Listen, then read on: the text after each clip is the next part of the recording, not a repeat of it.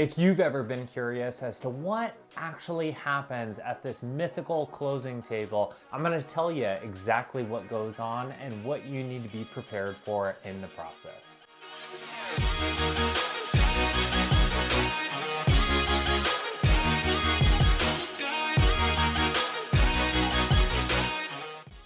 All right, so here you are at the closing table. This is the final step in the process. This is where the transfer of ownership happens from seller to buyer. Now, typically what's gonna happen is you're gonna schedule a closing either by your agent, by the title officer, or maybe an attorney, in which all parties are gonna be present.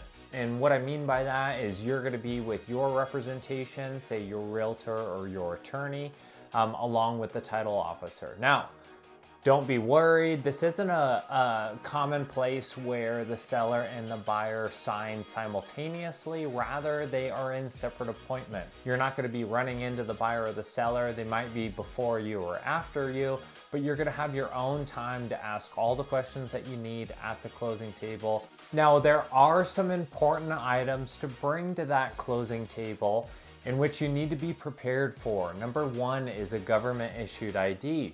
Because the title officer is a notary, they're gonna require that you have some sort of identification. You're also gonna need a cashier's check or certified funds. And now you could wire the money through the title company, or you could bring a cashier's check addressed to the title company itself in the amount that your lender stipulates. So if your lender says you need X amount for cash to close, that's what you're gonna be making out in a cashier's check, so you can bring those funds to the closing table.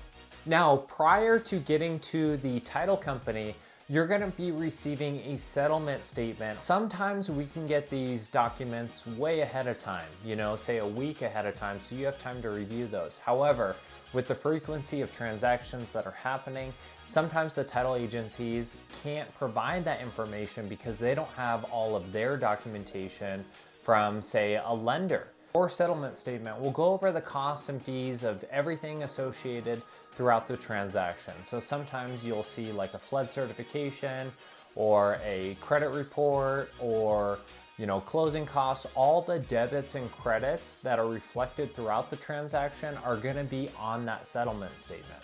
From a seller's perspective, you'll also see additional information like what was paid to the representation, so like the realtors, or anything that's associated with you crediting a buyer, say in closing costs or other associated items. Now, there's two ways that someone can actually take ownership, and that is dictated on the buy-sell agreement that you agreed to with the seller or the buyer. The first way is when the title officer has all signed documentation in hand. That's when the ownership transfers. However, there are instances where either buyers or sellers prefer to take ownership when the deed is recorded at the courthouse. So if you elect to take ownership when the deed is recorded, if you sign before 1 p.m. on any weekday, it'll record that day because that gives the title agency enough time to go down to the courthouse and record that deed. However, if you elect to sign after 1 p.m. on any given weekday, it won't record till the next day. Now, with that said, the transfer of ownership will happen per what is dictated on the buy-sell agreement, and your realtor or representation will help you out with that information. Now, after that is said and done, dependent on which way you elected to take ownership, now is the time that you get the keys. So the transfer of ownership has happened. You'll get the keys at the closing table. If you elected to take ownership once all parties have signed and the title officer has met with both you and either the buyer or the seller, the opposing party, you get to take the keys and go open up your new home. Depending on what type of loan you have, it could take anywhere from 20 minutes up to an hour. Now is the time to ask any questions that you're uncomfortable with or anything that you need clarification on, because once you sign the dotted line on the deed, that is when you are making it official. If you found this video valuable, please hit subscribe. That really helps me push out this content to other people.